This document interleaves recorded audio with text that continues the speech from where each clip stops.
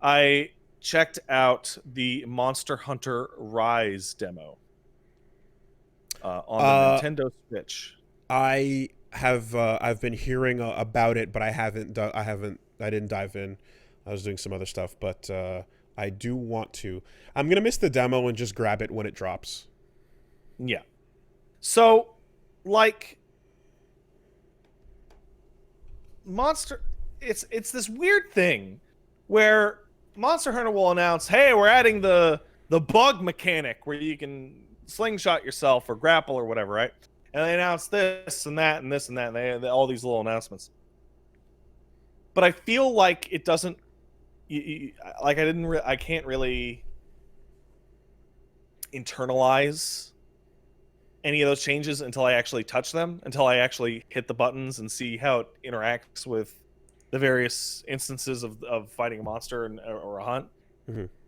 And as somebody who has played the series casually at 2, then big at 3U, big at 4U, Generations, and then World, this is as big of a jump forward from Mm-hmm. World Mm-hmm. as World was from Generations. So this is where let me bring it up because this is a question that we got. I'll bring up an early letter time question here. But Sean Elias says, "How do you feel about long-running series adopting new mechanics?" The easy answer is, as long as it's fun, there's no issue. But is there a point where new ideas come at the cost of the series becoming unrecognizable? Monster Hunter Rise is definitely the most dramatic shift the series has had, and the new emphasis on fast aerial combat, it could almost pass as an off-brand clone. When all is working, it's enjoyable, but it does kind of feel like I'm moving on from a simpler, slower time.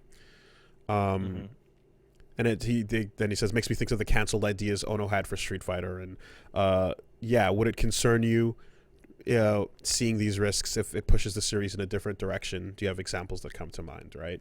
So, like, this is precisely what someone was bringing up. So I have a lot to say about that, and that's a great way to lead in. So the first of which I was talking with Mom about this on Twitter, um, is that it is very good for Monster Hunter to become unrecognizable because that first game is trash.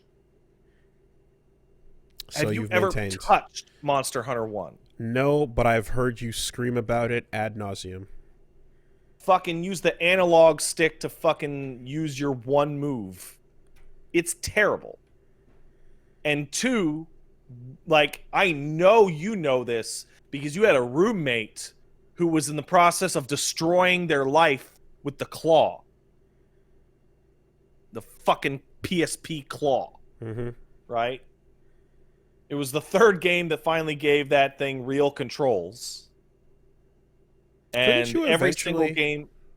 What's that, sir? Couldn't you eventually plug a DualShock into the last generation, or am I just crazy? Which one? You got to be more Didn't the specific. last generation of PSP have a video out and allow you to connect a controller to it? Yes. Okay. And you could bullshit a an analog solution, Mm-hmm. but that was not the way most people played it. In fact, Second G never got released for real. It was a translation Ah. patch that you had to use on custom firmware. Ah. Okay. Um, so it's real boomer shit because I remember when you started playing Monster Hunter World, you're like, I don't know about this. This seems kind of clunky, and I was like sitting there rocking in my chair, trying not Mm-hmm. to like scream with spittle flying off. Like, you just don't know, man. It used to Mm-hmm. be so fucked up. It was real up the street both ways, and yeah, This is an like you couldn't. improvement. Like, it's Yes. always an improvement, and Yeah. like the series, every game is like identical to the last one in a bunch of ways, like, but adds 20% new stuff.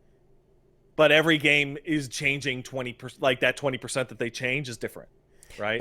So with Every World, it was like the visuals and the general like layout. every time someone with a following makes a, hey, do you guys remember Reboot thread? Yeah. There's always infinite people in the comments going, wow, this looks like dog shit. Sure does. And it's just like, oh, yeah. It just, Man. How can I? It's like like people don't know how bad it used to be to play Monster Hunter when you didn't have real camera controls. Right. Right. Hey, you stop that. Stop eating your brother. If only you knew. So, and to specifically mention I forget the person's name whose question you brought up, but it was the aerial combat makes it look like a different series, right? And which that's not Sun High Legend was true. already kind of doing in some of those crazy videos. That's not true. So what happened is there is a very clear path here, right? Step 1 is Monster Hunter 3 says we want to go on a new axis. So that new axis is going to be swimming. And swimming was very bad and terrible and should never have been put into the game. So you've mentioned. Ever. Yeah. It was very not good. And so then 4 came out and they said, okay, we still want to go on a new axis. So what are we gonna do? We'll make all the fucking areas like. Is swimming ever worth it? Ever? No, it's never. When is swimming fun? Like, yeah, do what you got to do. I'm just thinking about how swimming was inserted into Doom and how shit the swimming in Doom Eternal was. I mean, fuck, swimming in Metal Gear, obviously, like, no. Swimming's no good. Swimming in Mario when you get a shell is fine. When you don't have a shell, it sucks. Yeah, it's awful. Swimming's terrible in action games specifically. So they're like, we want to do another axis. So they put all the steps in the areas because Woolie, I don't know if you've ever seen like Majora's Mask. True. Majora's Mask. Monster Hunter stages that came out before 4, but they were all completely flat plains. They were arenas. And so they're like, okay, we'll put a little jumps and little steps, and then you can jump at the monster and hit the monster with your stick. And in 4, they put in the insect glaive, which is the first thing that gives you a jump button to work with that mechanic. And then after 4, they did Generations, and Generations is where every single fucking move every single weapon got 4 different styles with a bunch of super moves on a timer that all did zany fucking shit. And one of them was aerial style, in which it gave every single weapon a straight up jump button so that you could mount constantly. And it gave every single weapon a button that would be a timed dodge that would make you invincible and then run in. And in the sequel, they added like an item style and all that. And then World comes out and they go, okay, all those fucking zany super moves, let's take the best ones, tone them down, and put them into regular movesets, right? So the sword and shield combo, for example, or the true charge slash for the great sword, stuff like that. That used to be like the domain of like a timed like cooldown button press. Okay, now it's been integrated into the moveset.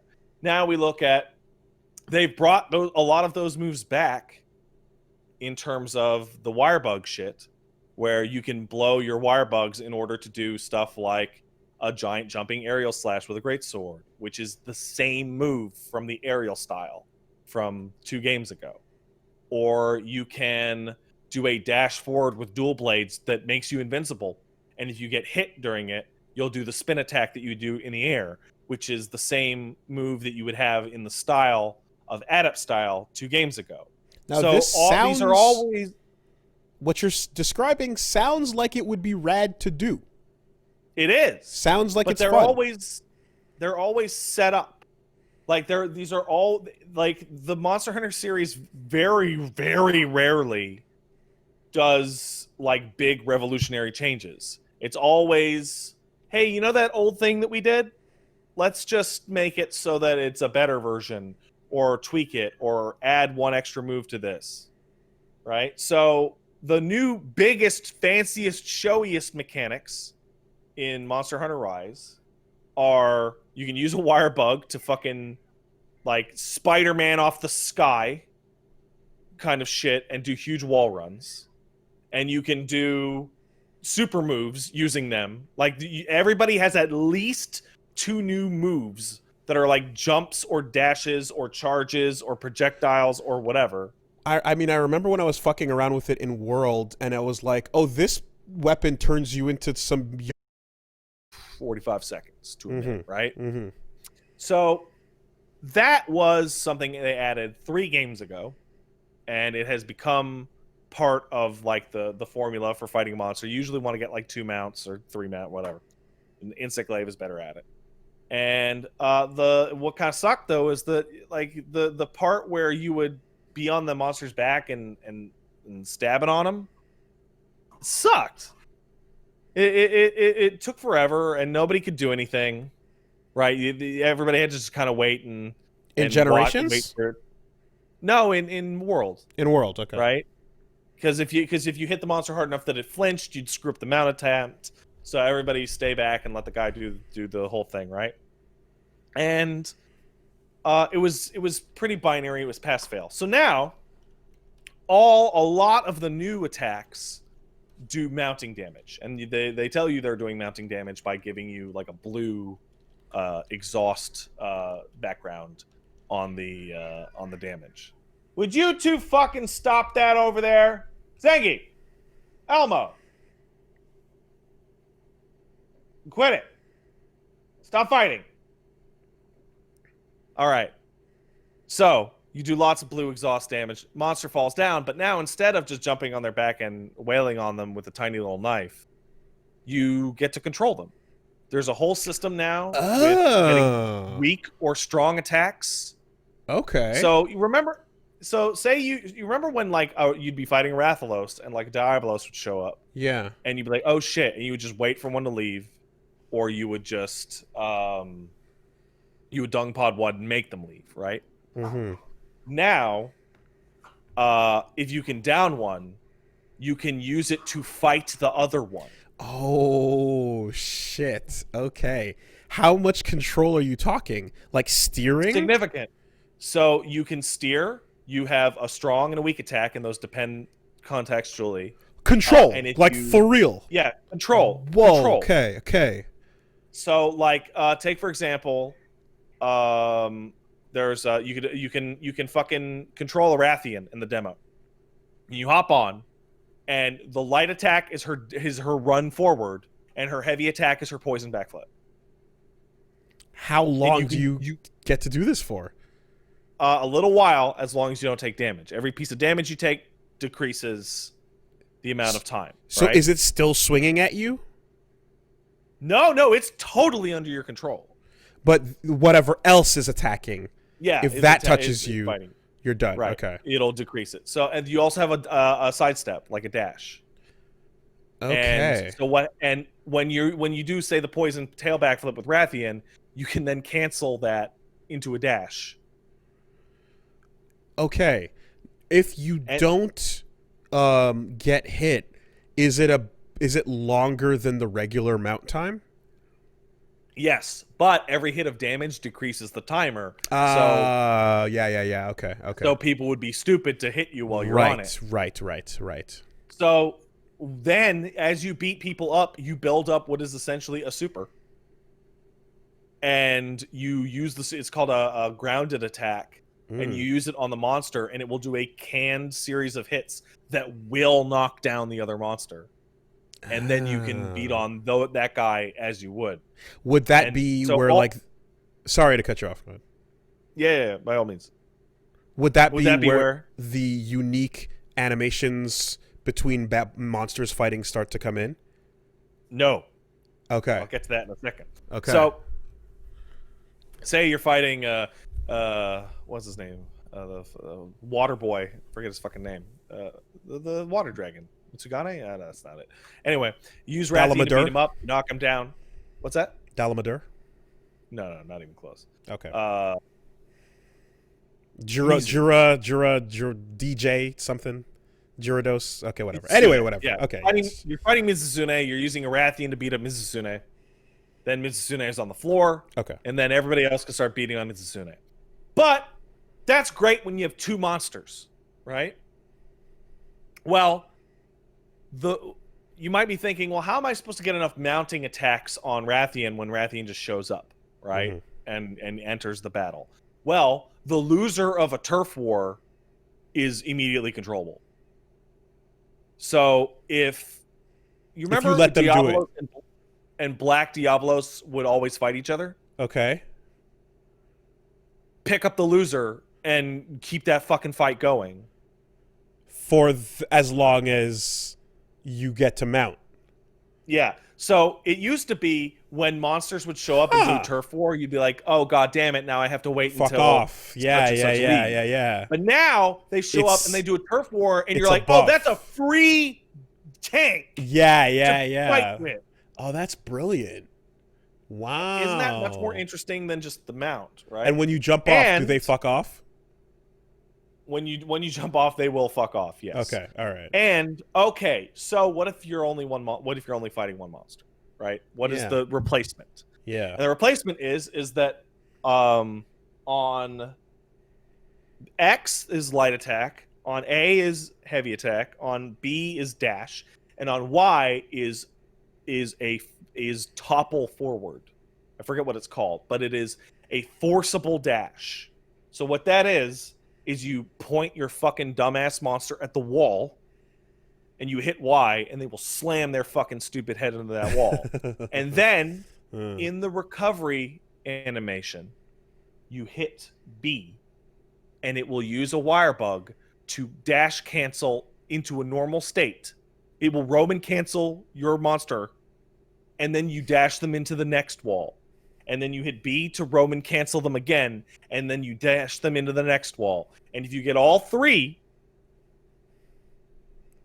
when they will fall on their ass. But instead of being on their ass and completely flailing around for a minute on their side, instead they get up, but they are now tethered to the floor with wire bugs. So they're still able to use a lot of their moveset, but they can't. But they are actually physically locked in place. They can't walk around. Yeah, okay.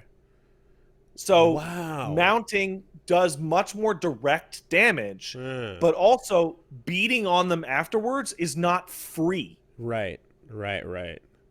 And that's just the monster thing. Yeah. You can fucking fly in this game like Biocom. People have already figured out how to go from the one end of the map to the other without touching the floor.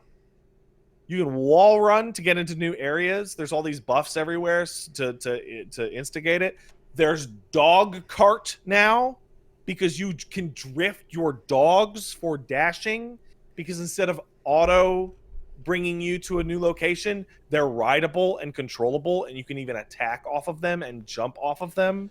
Man, when you have a game that's nothing but boss fights, you can really iterate on the combat mechanics over and over again infinitely when you have nothing to worry about on the in-between. That's a really cool addition. What was your weapon of choice when you got to the end of World? I think what was your baby? I think I ended on Lance. I went from Charge Blade to Great Sword to Lance. Mm-hmm. So Lance, for example, let's talk about wire bug moves, because you can do the movement stuff, one of which is recover out of tech out of hits on the floor. But you have every single weapon has at least two new moves associated with the wire bugs that take one or two wire bugs. The Lance one they're fucking great. So the Lance one is plant yourself and block a hit, and your attack power will go up based off of how strong of a hit you block. Of course. Yeah. Excuse me.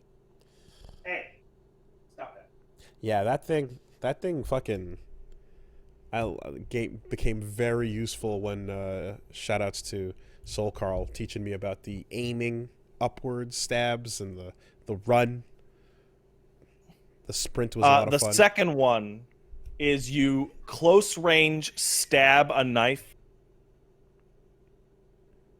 Can I actually be right back in general? Not a problem. Do what you got to do. I'm going to have to put somebody in timeout. Excuse me.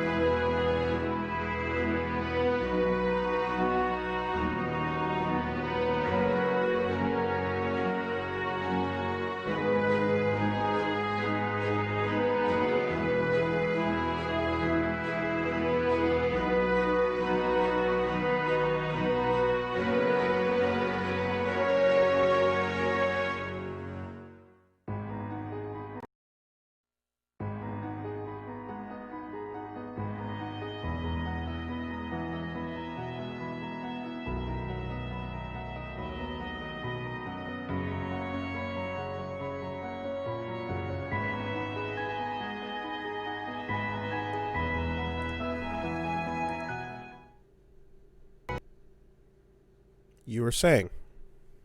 I was saying that that cat is a dramatic little bitch because that cat is sitting over there screaming like he's being murdered by his friend the dog, but made no effort to move from that spot on the couch for the past half hour because he's a dramatic bitch. Anyway, what I was saying Damn, cat is that shaming. the lance moves is a block that increases your attack, but the second one, which is much more interesting, is a super close range stab, right? With a knife, it looks like.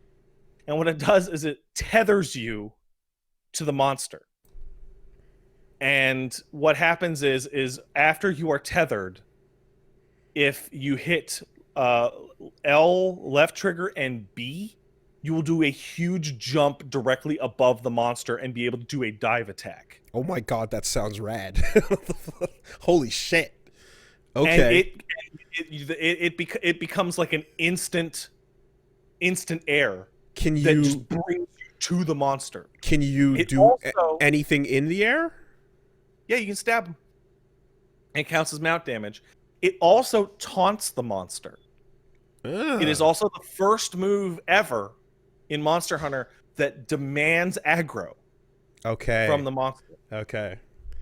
I'm thinking of And when. they all have that. They all have something crazy like that. That sounds like when you tether to a Titan in the Attack on Titan game, and like you're kind of like aerial controlling while hooked onto that one spot. Yeah. Fuck. Okay. Well, it's not quite that. It's not quite that. But yeah, everybody's got something new. It's super nuts. And they showed off moves in the trailer that you can't do in the demo, which means there are more than we currently have available. How did it run? Okay.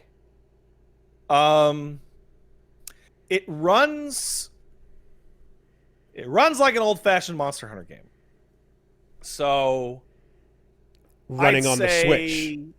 Running on the Switch. So I'd say it's running mostly at 30 to 24, 5-ish when it's real fucky.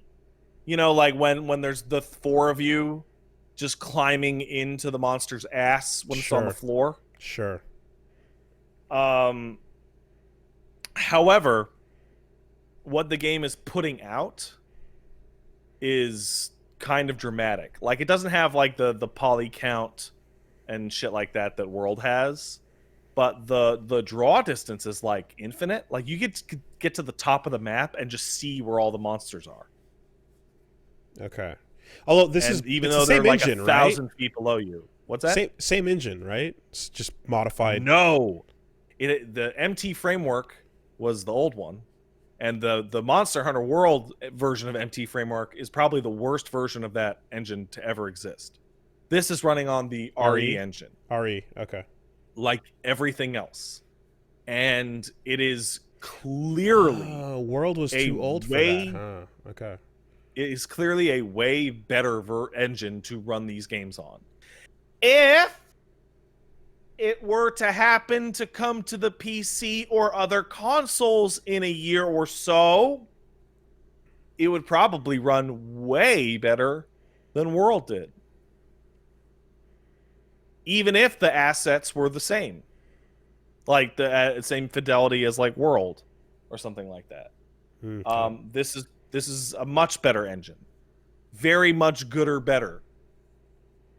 Overall, yeah, it's great. It's considerably like For You was like the last great classic Monster Hunter, right? And then Generations and Generations Ultimate were like hyper, like the Marvel of Monster Hunter, I guess you would call it. Mm-hmm. And then World was, let's go back to the classic speed, kind of. And then Rise is hyper again.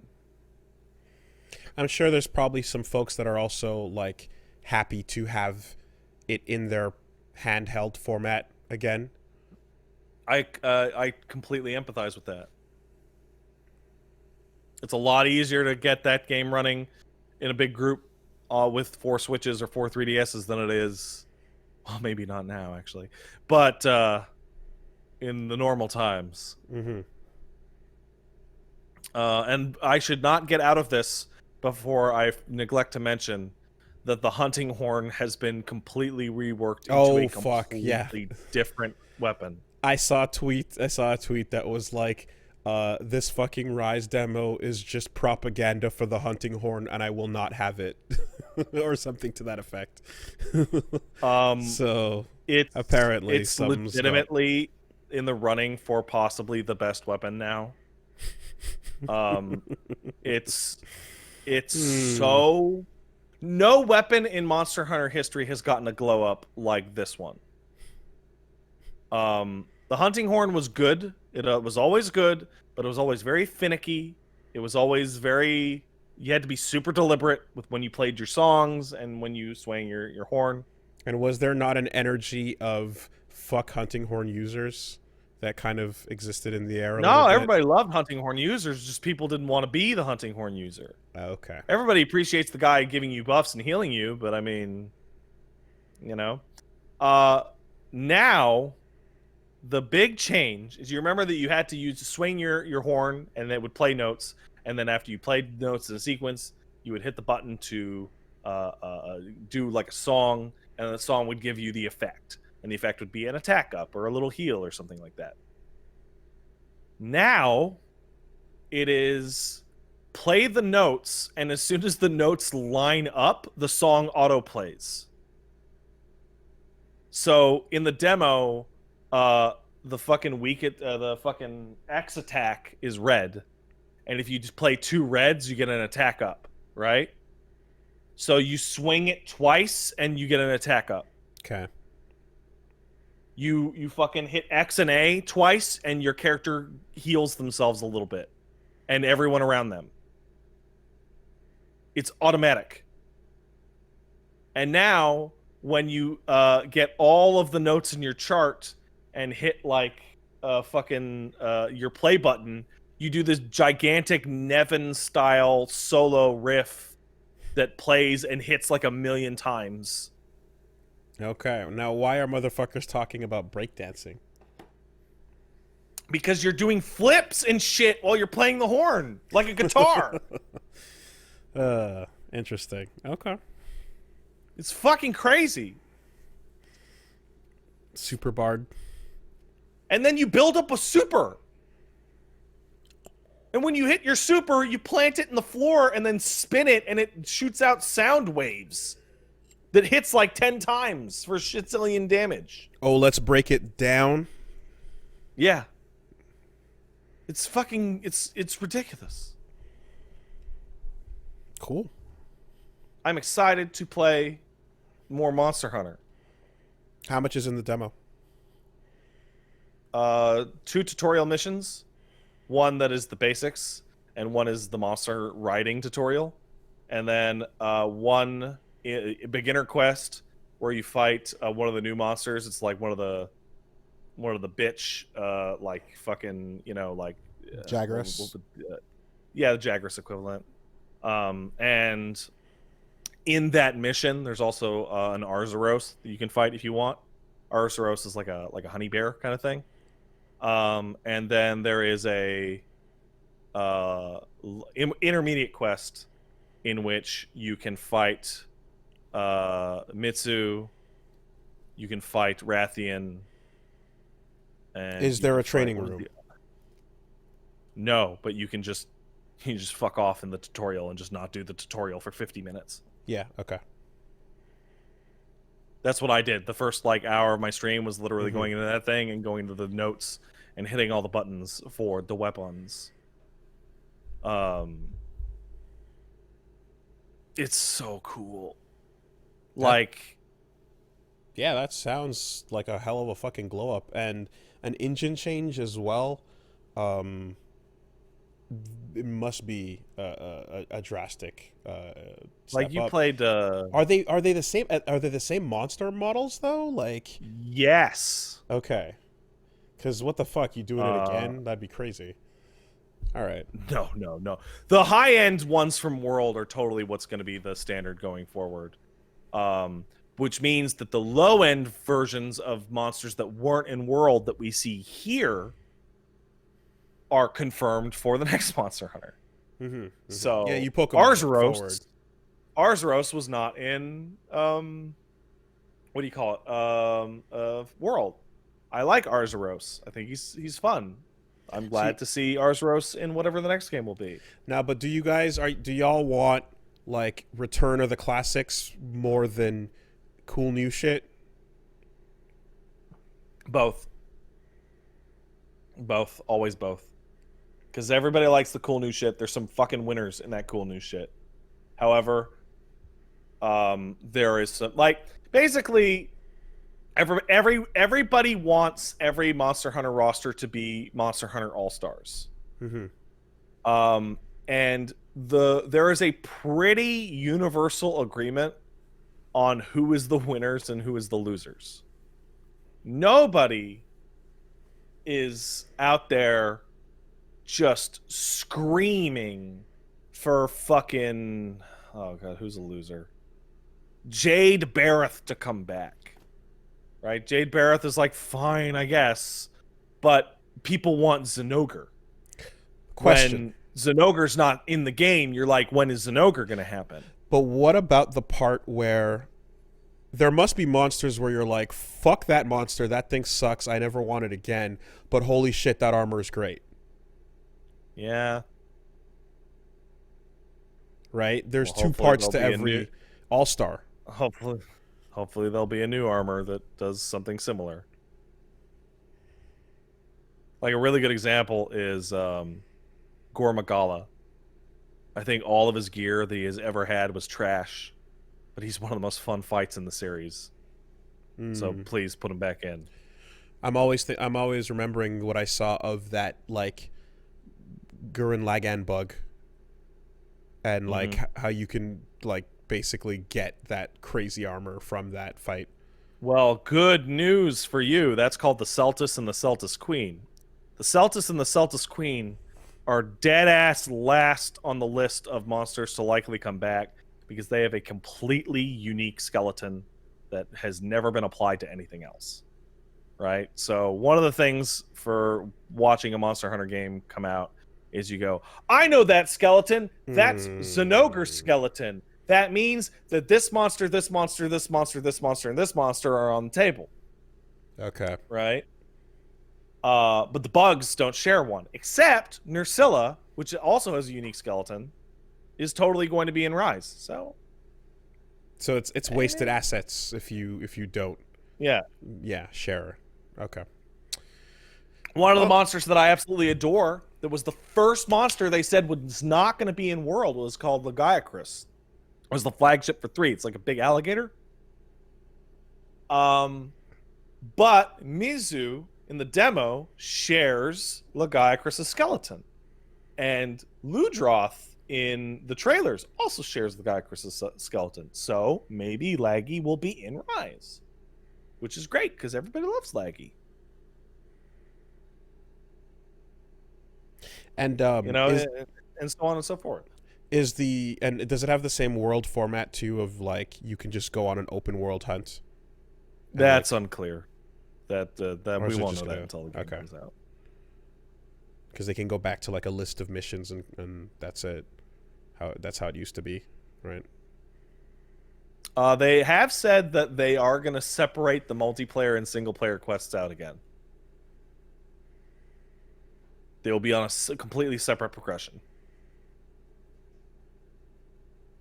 Which makes balance sense. So let me explain. The way that you did it in World was that you'd play the mission in the story, and then you'd get the cutscene, and then you could invite your friends. Right? Yep. And then it would be the same name of the mission. In every Monster Hunter game, aside from World, there were a set of single-player missions and a set of multiplayer missions that were completely different. So even if they were only time they overlapped, okay. Yeah. So when you went into multiplayer, you would have to do the key quests for the multiplayer storyline. And I think the reason that they went back to this was because of all the complaints of I can't just play through the fucking game with my friends because we all have to watch that fucking stupid cutscene and then back out and do that shit. And the multiplayer missions always went further and further in the old games. Like that's where all the really crazy shit was. But they are still going to scale down to however many players. So if you play it completely solo, you can just do one and then the other.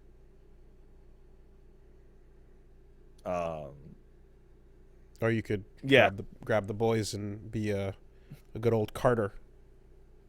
It's kind of wild though, because like, so now you have the dog and the cat, right? But you can have two dogs and two cats. Call me the Carter.